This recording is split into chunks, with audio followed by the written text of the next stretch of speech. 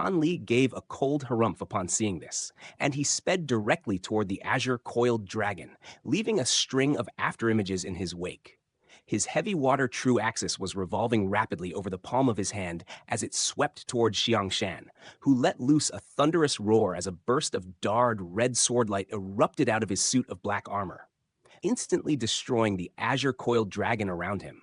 He then raised an arm and swung his longsword heavily down onto the heavy water true axis, and a sharp clang rang out as the azure dragon's sword array reverted back into 72 azure bamboo cloud swarm swords that were scattered in all directions, while Xianxia flew back over 1,000 feet before steadying himself.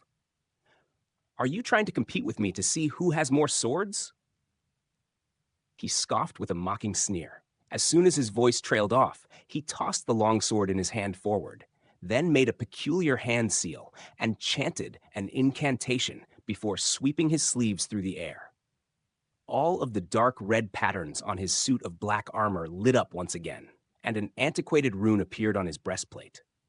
As soon as that rune emerged, a vast and primordial aura instantly began to emanate out of Xianxian's body. A sense of foreboding welled up in Han Li's heart upon seeing this, and he hurriedly contacted Taoist Xie with his spiritual sense, telling it to prepare to intervene when necessary. All of a sudden, the entire sky had become deathly silent, and even the sound of the wind had been stifled. However, a burst of metallic screeching then suddenly rang out, breaking the silence in a very abrupt and disruptive fashion. Han Li looked down to find that all of the swords on the meadow down below had begun moving again, and every single sword was enveloped in a layer of dark red swordlight, coming together to form what resembled a giant primordial beast that was only just beginning to awaken. "Let's see you deal with all these swords at once." Xianxia roared with a furious expression, and all of the swords instantly surged through the air at his behest like a swarm of all-encompassing locusts. Han Li's expression instantly changed slightly upon seeing this. Such a vast barrage of swords, coupled with such formidable swordlight, was a combination that was clearly too powerful for either his mantra-treasured axis or heavy water true axis to oppose. With that in mind, the only feasible course of action for him was to run. His sole objective for coming here was just to recover his azure bamboo cloud swarm swords.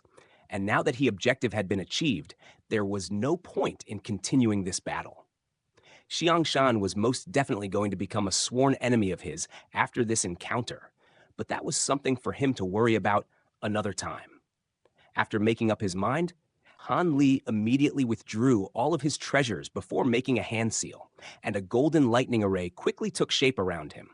In order to conjure up the lightning array as quickly as possible, he had directly used his divine Devilbane lightning rather than drawing upon the power of the lightning bird.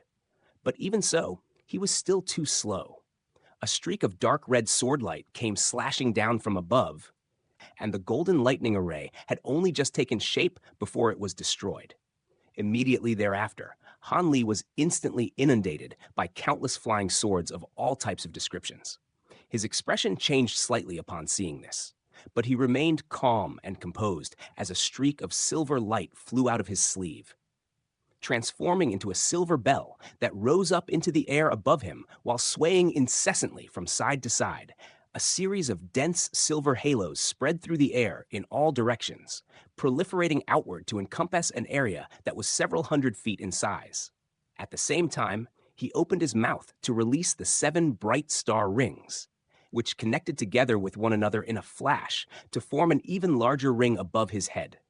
Radiant starlight erupted out of the 7 bright star rings, forming a starlight barrier with countless star designs flashing on its surface, protecting him alongside the waves of silver ripples.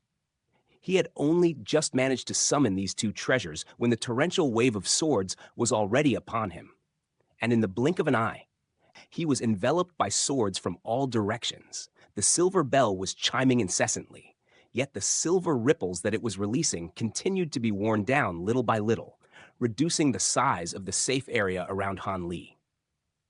The starlight barrier released by the 7 bright star rings was also screeching incessantly as one speck of starlight was snuffed out after another. Han Li's brows were tightly furrowed as he swept both sleeves through the air.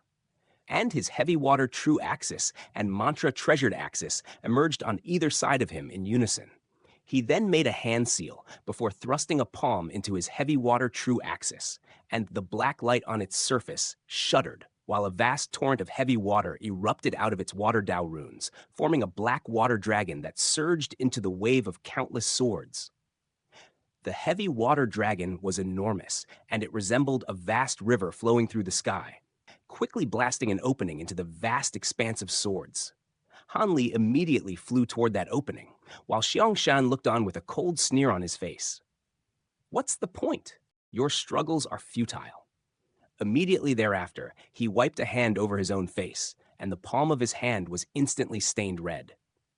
There was a price that had to be paid for forcibly drawing upon the power of the metal scripture, and he was already beginning to bleed out of all of his orifices. But in his eyes, it would all be worth it if he could kill Han Li and recover those 72 swords.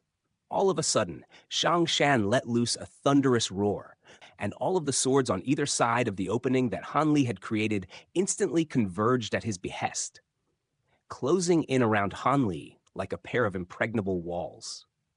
The dark red light on the two walls of swords was becoming denser and denser, and Han Li wasn't even able to fly 1,000 feet before the sword array up ahead had already come together again, and the heavy water dragon was also destroyed under the immense pressure, disintegrating into droplets of heavy water that flowed back into the heavy water true axis.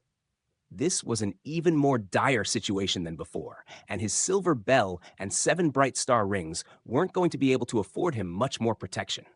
It wasn't going to be long before these two treasures would also crumble under the pressure.